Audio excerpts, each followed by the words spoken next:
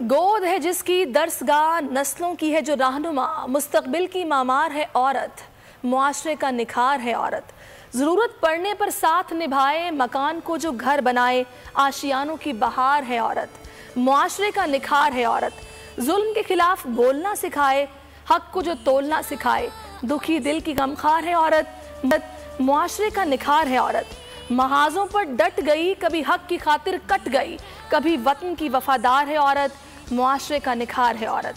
औरत माँ के रूप में हो तो रहनुमा है, बहन के रूप में हो तो सहारा है, बीवी के रूप में साथी और बेटी के रूप में हो तो फख्र है। औरत हर रूप में बेमिसाल है, तभी तो इकबाल ने क्या खूब कहा, वजूद ज़न से है कायनात में रंग, जो घर में रहकर अमूर घरदारी चला रही है, घर से बाहर है तो भी अपनी जिम्मेदारियां निभा रही है। ऐसे ही कुछ काबिल फ़ख्र ख़वातीन से मुताल्लिक आज हम बात करेंगे। मैं अपनी बात आज करूंगी इस दिन के मौके पर, जो कि ख़वातीन के हकूक़ की बात करने का दिन है। क्या वो हकूक़ दिए जा रहे हैं? अगर नहीं दिए जा रहे तो आखिर उसकी क्या वजह है? लेकिन ये मुल्क जिसमें हम रहते हैं, इस्लामी जमहूरिया पाकिस्तान, जो कि दीन के नाम पर बना, सबसे ज़्यादा हुकूक तो दीन इस्लाम ने ख़वातीन को दिए हैं। और हमारे इस मुल्क में चाहे ख़वातीन घर में हो, देहातों में हो, किसी भी शोबे में हो, उनको मसावी हुकूक दिए जा रहे हैं। इस सारी सूरत हाल पर हम बात करेंगे। क्या खूब एक लाइन है कि हम ही से तो है कौमों की इज़्ज़त, हम माएँ, हम बहनें, हम बेटियाँ। तो आज हम अपनी बात करेंगे, हमें वो हुकूक किस शक्ल में दिए जा रहे हैं। और ये जो आज औरत मार्च होने जा रहा है, क्यों जो नारे लगाए गए वो मुतनाज़े हैं, उन्हें कंडेम किया जा रहा है, क्यों वो तब्दील नहीं किए जा रहे, ये जो सोसाइटी है वो क्यों तकसीम हो गई है, इस सारी सूरत हाल पर हम बात करेंगे। लेकिन उससे पहले मैं चाहूँगी कि रिपोर्ट आपको दिखाऊं इस खास दिन के मौके के हवाले से, उसके बाद मेहमानों का तारुफ भी करवाऊंगी और गुफ्तगू के सिलसिले को आगे बढ़ाएंगे। पाकिस्तान की तारीख ख़वातीन की ऐसी कामयाब कहानियों से भरी पड़ी है। कोई भी फील्ड हो, भले टीचर्स हों, भले एयर होस्टेस हों, बस होस्टेस हों, या फिर बैंकिंग का सेक्टर हो। मुझे देख लीजिए, मैं सहरिश ज़ुहैब आज जिस इदारे में काम करी हूँ, यहाँ पर मुझे मसावी हुकूक हासिल हैं, जो कि मर्दों को भी हासिल है और यहीं पर ख़वातीन को भी हासिल हैं। कोई ऐसी चीज़ जिस पे कि मैं कहूँ कि मुझे डाउट है या मुझे ये हक़ नहीं मिल रहा, मिलना चाहिए, ऐसा कुछ नहीं है। लेकिन वो ख़वातीन जो कि हुकूक से महरूम हैं, जिनके हुकूक की बात आज औरत मार्च वाली ख़वातीन कर रही हैं, उन पर हम बात करेंगे। वो कौन से हुकूक हैं, वो चार्टर क्या है, और हम ये भी बात करेंगे कि आखिर इस सारी सूरत हाल में वो तहरीक जिस मकसद के लिए थी वो मकसद दब गया है, और ये सारा मामला जो कॉन्ट्रोवर्शियल बना उसकी वजह क्या है। वो नारे जो कि ज़ुमानी हैं, आखिर वो क्यों लगाए जा रहे हैं, उनको तब्दील क्यों नहीं किया जा सकता। हमारे साथ हमारे मेहमान भी मौजूद होंगे जो कि अपनी राय, इसके साथ साथ जाहिदा साहिबा जो कि अपनी मिसाल आप हैं, जिनके शौहर का इंतकाल हो गया और इंतकाल के बाद किस तरह उन्होंने टैक्सी चलाकर अपने बच्चों की परवरिश की, और वो बच्चे आज अपनी अपनी फील्ड में कामयाब भी हैं। उनकी ज़िंदगी किन हर्डल्स को उन्होंने अबूर किया, किस तरह वो यहाँ तक पहुँची, और मुआशरे ने उनको कितना सपोर्ट किया, क्या उनको उनके वो हकूक़ जिनकी वो हकदार थी वो मिले या नहीं मिले, इस सारी सूरत हाल पर हम बात करेंगे। सबसे पहले मैं फ़िज़ा आपकी तरफ आऊँगी। फ़िज़ा, आज ये ख़ास दिन जिसमें हम ख़वातीन के हकूक़ की बात करें, मेरा ये ख्याल है कि कोई भी मुआशरा उसकी तरबियत ख़वातीन के पिवटल रोल के बग़ैर मुमकिन ही नहीं है। और एक आम स्टेटमेंट हम अक्सर सुनते हैं कि हर मर्द की कामयाबी के पीछे औरत का हाथ है। आप इसे कितना ठीक समझती हैं और आज के दिन के मौके पर आप क्या कहेंगे? पहले तो सहरिश बहुत शुक्रिया मेरी जानिब से तमाम ख़वातीन जो इस टाइम पे बोल न्यूज़ की स्क्रीन देख रही हैं, स्पेशल ट्रांसमिशन देख रही हैं, तमाम लोगों को, तमाम ख़वातीन को, ख़ासतौर पे औरतों का जो आलमी दिन है बहुत मुबारक हो। और ख़ातून उतनी ही इंपॉर्टेंट है जितनी माँ इंपॉर्टेंट है। अब जिस तरह अगर हम मर्द की बात करें तो वो मर्द दुनिया में कभी ना आए जब तक एक औरत उसको जन्म ना दे, यानी माँ के बगैर वो मर्द अपने वजूद एक्सेप्ट ही नहीं कर सकता ना। उसका वजूद ही तब होगा जब उसकी माँ होगी, उसको जन्म देगी, दुनिया में लाएगी।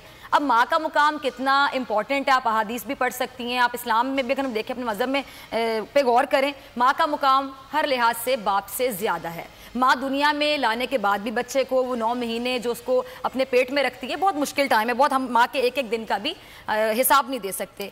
पहली दर्सगाह कहते हैं माँ की गोद होती है। वो माँ कौन है? एक औरत है। बच्चे की तरबियत कौन करता है? एक माँ करती है। बच्चा बड़ा हो कि चीफ ऑफ आर्मी स्टाफ बन जाए, चीफ जस्टिस बन जाए किसी मुल्क का, किसी बहुत बड़े ऑर्गेनाइजेशन बन जाए, MD बन जाए, डायरेक्टर बन जाए, وہ مرد ایک عورت کی وجہ سے ہی کامیاب ہوا, وہ ماں کی تربیت تھی جس نے اس کو کامیاب کیا. اب ہمارے یہاں عموماً ایک رواج ہے کہ جی مرد حضرات باہر جاتے ہیں, کماتے ہیں. آپ کی طرح میری طرح ورکنگ لیڈیز کی پرسنٹیج بہت کم ہے, بہت زیادہ خواتین کام نہیں کرتی, خواتین گھر میں ہوتی ہیں. تو وہ جو تربیت ہے بچے کی, اس کی پورے ذمہ داری, اگر میں کہہ دوں کہ باپ کی ذمہ داری ہوگی کچھ پرسنٹیج, لیکن بہت زیادہ جو پرسنٹیج ہے وہ ماں پر ہی ذمہ داری عائد ہوتی ہے کہ اس نے بچے کی تربیت کر دی ہے. بالکل. اور 7-8 سال کی ایج میں, سہرش آپ کے بھی دو بچے ہیں, 7-8 سال کی ایج تک بچے کی آپ نے جو تربیت کر دی, اس کو جو سکھا دیا, بس وہ اس کے ذہن میں بیٹھ گیا, اس کو پھر آپ اگلے 10 سال 20 سال 30 سال تک نہیں نکال سکتے. تو اس لیے شروع کے جو 7-8 سال ہے بہت امپورٹنٹ ہوتے ہیں بچے کی تربیت کے لیے. اچھا ویسے فضا کی جو ابھی آپ نے تربیت کی بات کی ہے, میں تو یہ سمجھتی ہوں کہ وہ مرد حضرات جو کہ باہر کمانے کے لیے جاتے ہیں, گھروں میں بیٹھی خواتین جو کہ ان کے بچے پالتی ہیں,